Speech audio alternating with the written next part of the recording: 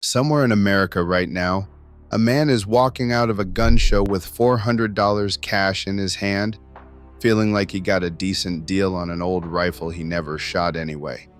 In 2 years, that same rifle will be listed at $3,000, and the guy who bought it from him will not sell it for that. The window on 10 specific rifles is closing faster than most collectors realize, and the experts who track these markets for a living have been quietly sounding the alarm. This is your warning before it is too late. Number 10. The Ruger Mini 14 Ranch Rifle, pre-1990 production.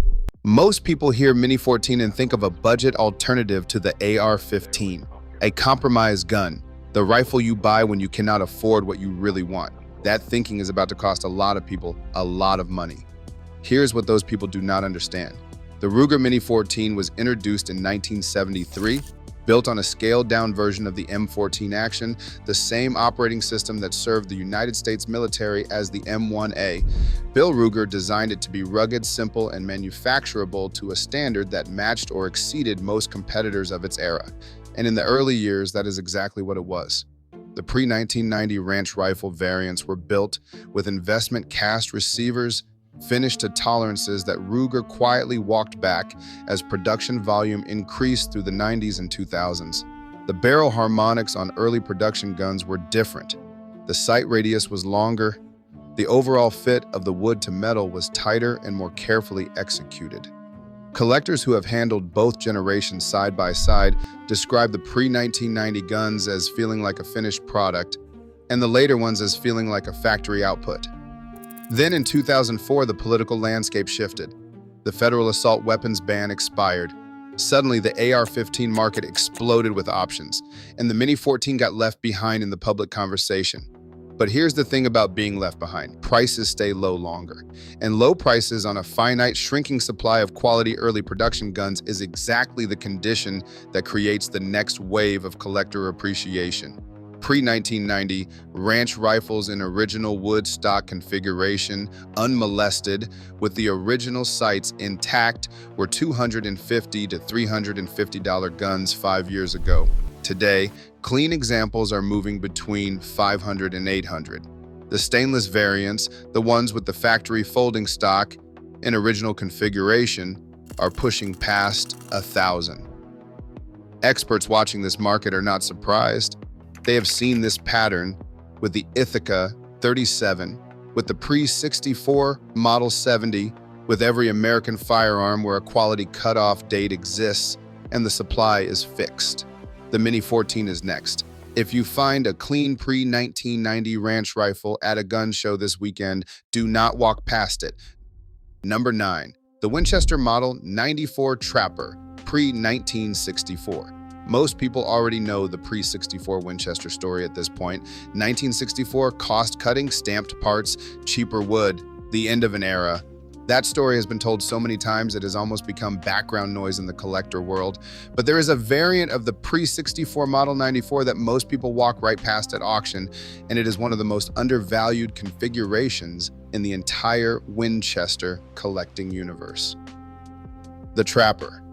The Model 94 Trapper was built with a shorter barrel, originally 16 inches, designed for trappers and frontiersmen working in close quarters, where a full-length rifle was a liability.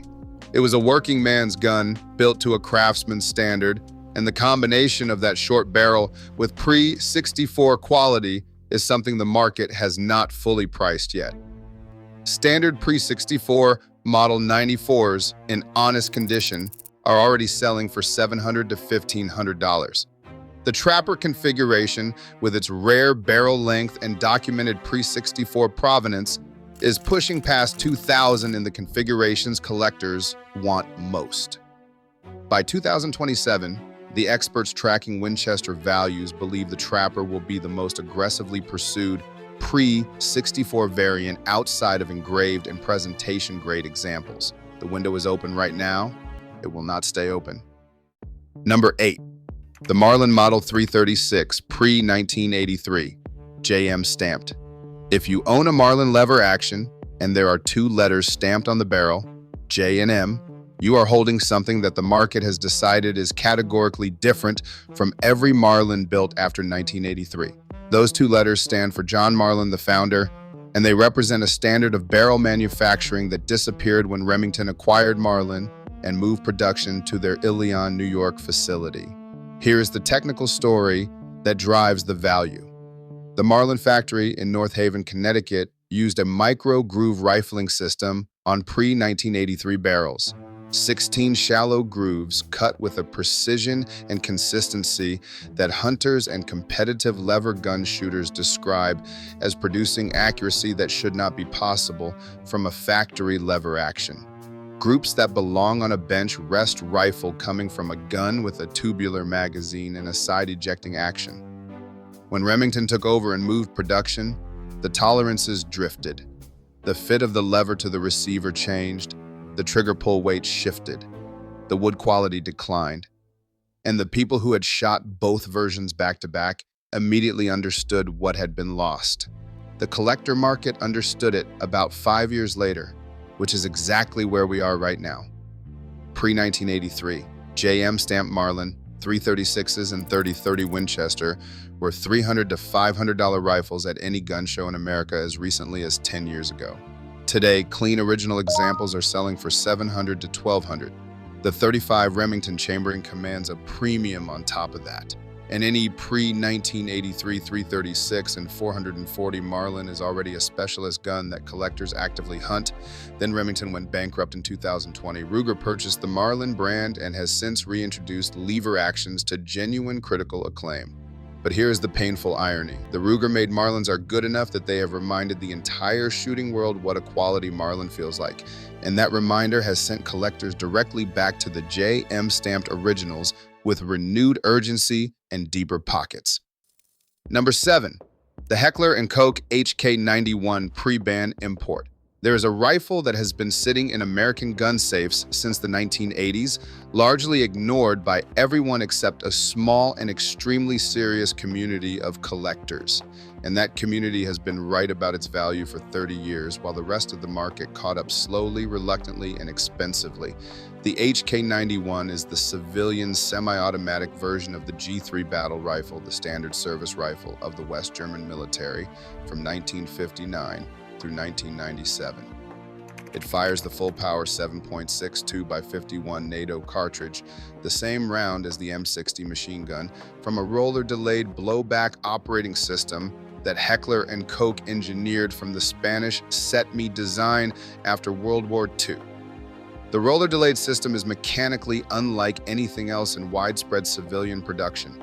When the gun fires, 2 rollers in the bolt head are cammed outward into recesses in the trunnion, locking the breech long enough for pressure to drop to safe levels before the bolt travels rearward. The system requires no gas port in the barrel, no gas tube, no piston. It is simpler in some ways than a gas-operated rifle and produces a distinctive fluted chamber that leaves extraction marks on fired brass. Collectors learn to recognize those marks the way audiophiles recognize the sound of a specific amplifier.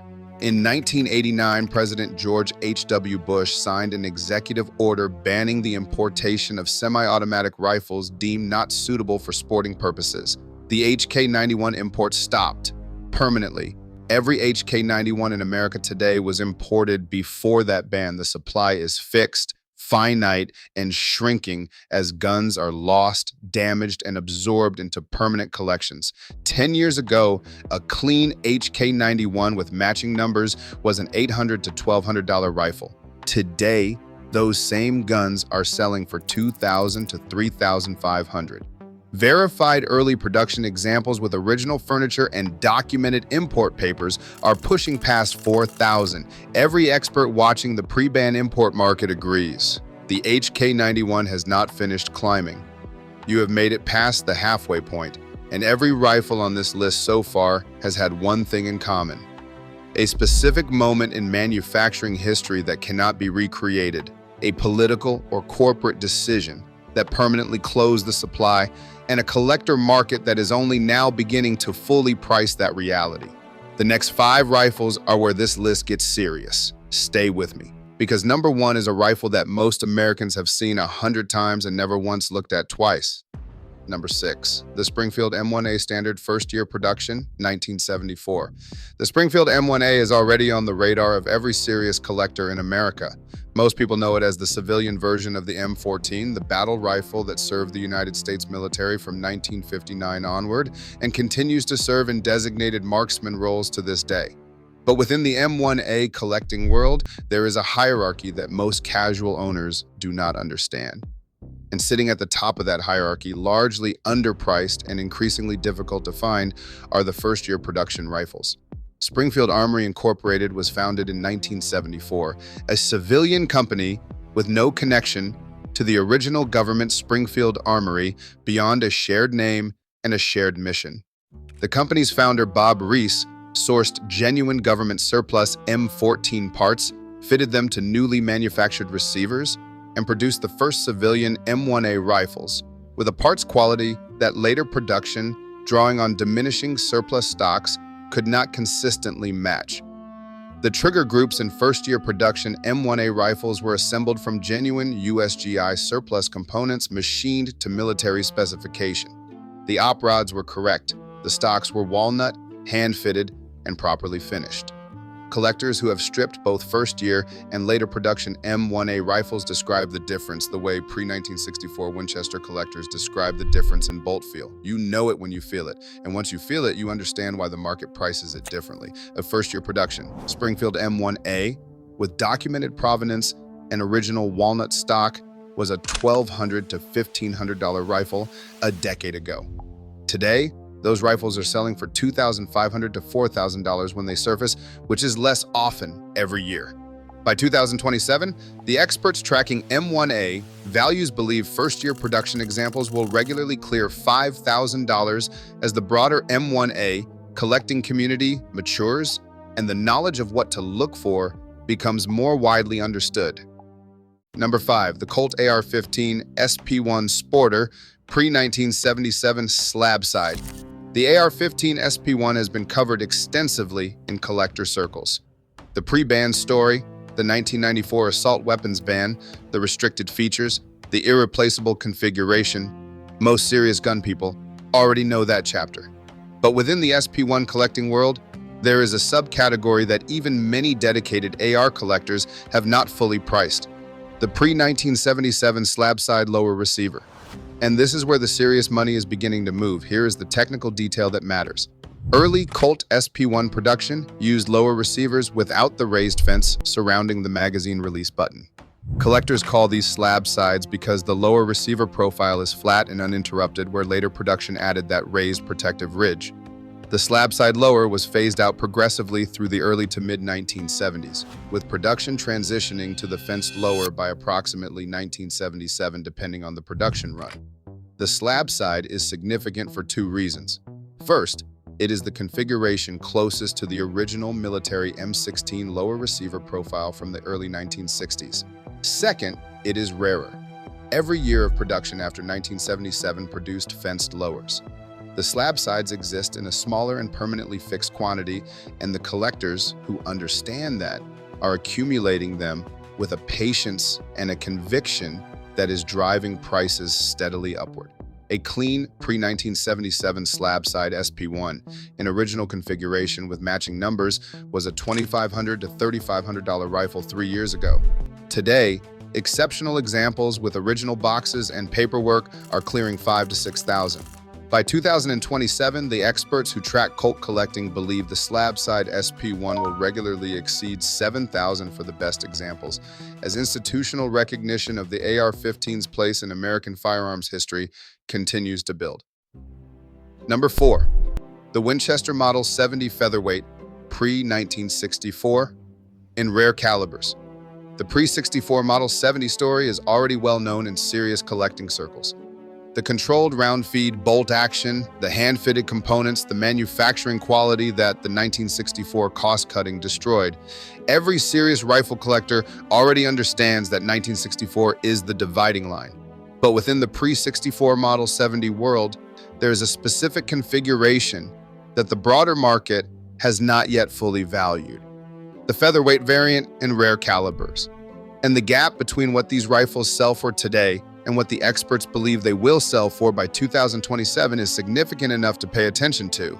The featherweight was introduced in 1952 as a lighter version of the standard Model 70, built on a slimmed-down stock with an aluminum trigger guard and floor plate to reduce overall weight.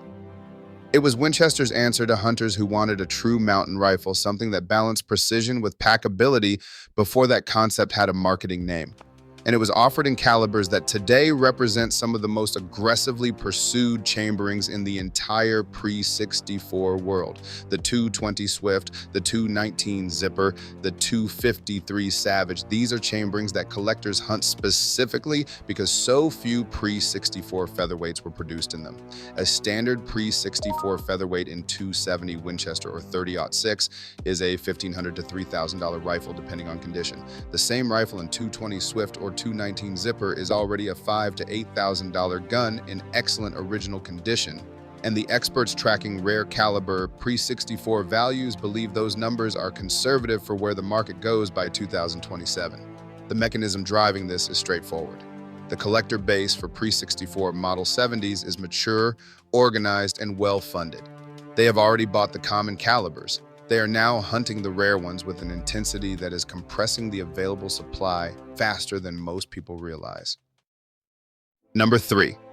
The Browning Bar Grade 5, Belgian-made, pre-1977. Most people know the Browning Bar as a semi-automatic hunting rifle. Reliable, accurate, and pleasant to shoot.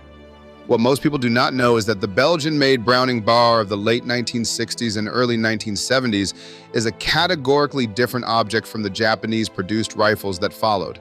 And the Grade 5 variant of the Belgian Bar is one of the most undervalued collector firearms in America today.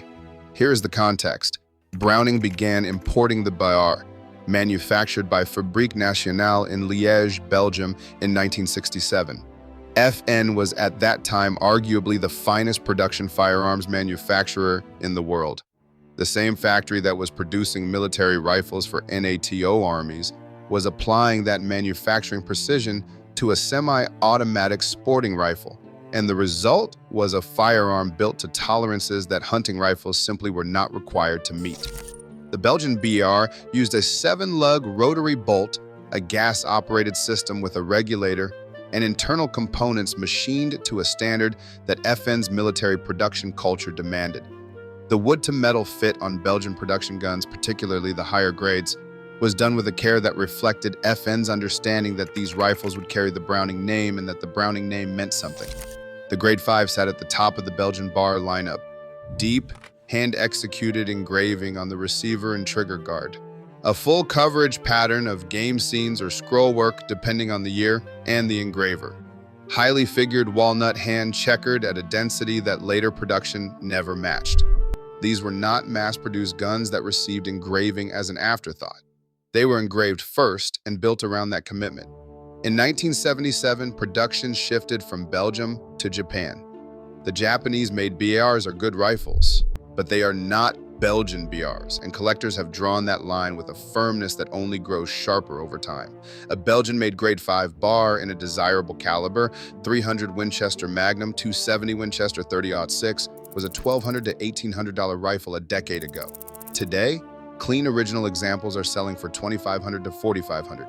Exceptional examples with original boxes and documented Belgian production are pushing past $5,000. The experts tracking Browning collectibles believe the Belgian Grade 5 has another significant appreciation cycle ahead of it as the broader collector market finishes discovering what the serious Browning collectors already know.